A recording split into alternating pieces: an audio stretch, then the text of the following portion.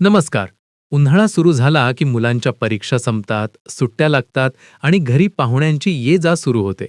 पण या कडक उन्हात स्वतःची आणि घराची काळजी कशी घ्यायची हे आज आपण पाहणार आहोत. आज मी तुम्हाला 10 अशा टिप्स देणार आहे ज्या किचनमध्ये आणि स्वतःसाठी खूप उपयोगी पडतील. आणि हो, शेवटची 11वी टिप माझ्या खूप जवळची आहे. ती अजिबात मिस करू नका. व्हिडिओ सुरू करण्यापूर्वी पटापट सबस्क्राईब नक्की करा. Tip number 1. उन्हात बाहेर पडताना सनस्क्रीन लावलंच पाहिजे, पण त्यासोबतच स्कार्फ किंवा ग्लोव्ज वापरून शरीर झाकून घेणे सर्वात उत्तम.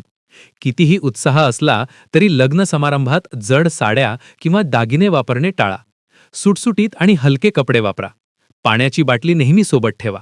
Tip number 2. बाहेरच नाही तर घरात असतानाही सुती म्हणजे कॉटन आणि सैल कपडे वापरा.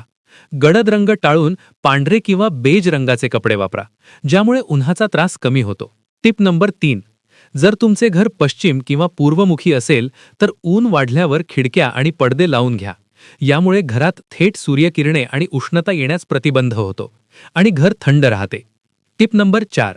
आहाराचे नियोजन खूप महत्त्वाचे आहे. ज्वारी शरीराला थंडावा देते. ज्वारीची भरड म्हणजे जाडसर पीठ करून ठेवा. यापासून तुम्ही ताकातल्या कण्या, ठोंबरा किंवा ज्वारीची खिचडी झटपट बनवू शकता. Tip number 5. आहारात थंडावा देणाऱ्या भाज्यांचा समावेश करा, जसे की काकडी, कलिंगड, टरबूज, राजगिरा, लाल माठ आणि तांदूळसा. या भाज्या पचायला हलक्या असतात आणि शरीर हायड्रेटेड ठेवतात. Tip number 6. आपण कोशिंबीर आवडीने खातो, पण उन्हाळ्यात त्यात दही घालणे टाळा, कारण दह्याचा गुणधर्म उष्ण असतो. त्याऐवजी कच्च्या कोशिंबिरीला तुपाची फोडणी द्या, ज्यामुळे त्या पचायला हलक्या होतात. Tip number 7. पेयांमध्ये मठ्ठा किंवा ताक प्या, कारण ते डायल्यूट केलेले असते. त्यात आलं टाका म्हणजे पित्त होणार नाही. तसेच रोज सकाळी किंवा रात्री सब्जा भिजवलेले पाणी प्या, यामुळे शरीरातील उष्णता कमी होण्यास मदत होते. Tip number 8.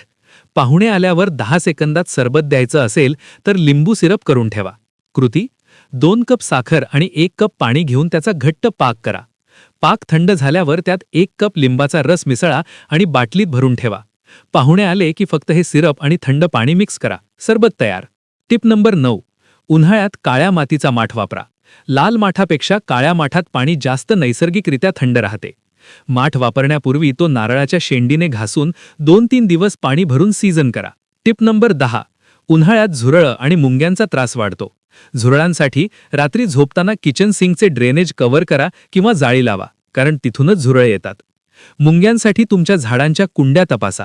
तिथे मुंग्यांची वारूळ असू शकतात. मुंग्या घालवण्यासाठी थोडी हळद, बोरिक पावडर किंवा मुंग्यांची पावडर वापरा. आणि आता सर्वात महत्त्वाची 11वी टिप. आयुष्यात अनेक लोक विनाकारण आपली निंदा किंवा गॉसिपिंग करत असतात. अशा लोकांमुळे स्वतःचा मूड खराब करू नका. आपण आपलं आयुष्य उन्मत्तपणाने आणि आनंदाने जगायचं. अशा लोकांसाठी एकच मंत्र लक्षात ठेवा: ओम इग्नोराय नमः. तर या होत्या उन्हाळ्यासाठी काही खास टिप्स. तुम्हाला व्हिडिओ आवडला असेल तर लाईक करा आणि कॉमेंटमध्ये सांगा की तुम्ही कोणती टिप वापरणार आहात. मस्त खा आणि स्वस्थ रहा.